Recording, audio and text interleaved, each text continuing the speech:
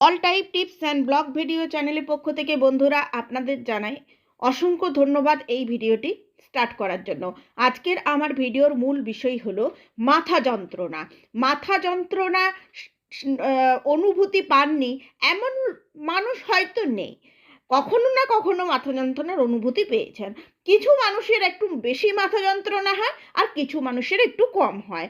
তো মাথা যন্ত্রণার সাথে বমি ভাব এটা কিসের লক্ষণ হতে পারে সে নিয়ে আজকের এই ভিডিওতে আমি আলোচনা করব।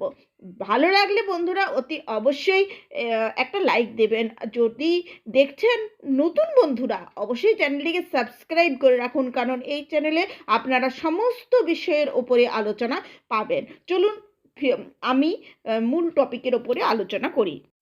মাথা ব্যথাকে আমরা অনেকেই পাত্তা দিই না, সাধারণ সমস্যা বলে এড়িয়ে যায়।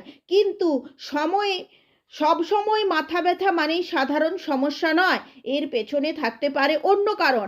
মাথা ব্যথা কিন্তু অনেক রোগের প্রাথমিক লক্ষণ, তাই সে মাথা ব্যথা এড়িয়ে যাবেন না।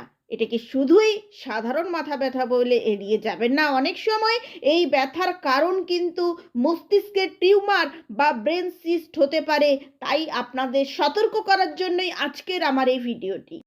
মস্তিষ্কে তরল জমে একটা তরল ভরা থলি তৈরি হয় মাথা, সেটাকে বলা হয় ব্রেন সিস্ট। ভারতে মোট জনসংখ্যার প্রায় 1.2% মানুষই এই রোগের শিকার। তাই এই রোগ কিন্তু কোনো বয়স মেনে হয় না, বাচ্চাদেরও হতে পারে ব্রেন সিস্ট। তবে মহিলাদের তুলনায় পুরুষদের বেশি হওয়ার সম্ভাবনা থাকে। মহিলাদের থেকে পুরুষদের মধ্যে প্রায় 59% এই রোগ থাকে।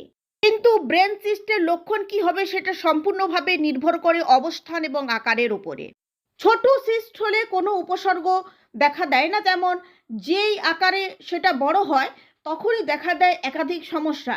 এই লক্ষণগুলো মূলত দুটো কারণে দেখা দিতে পারে।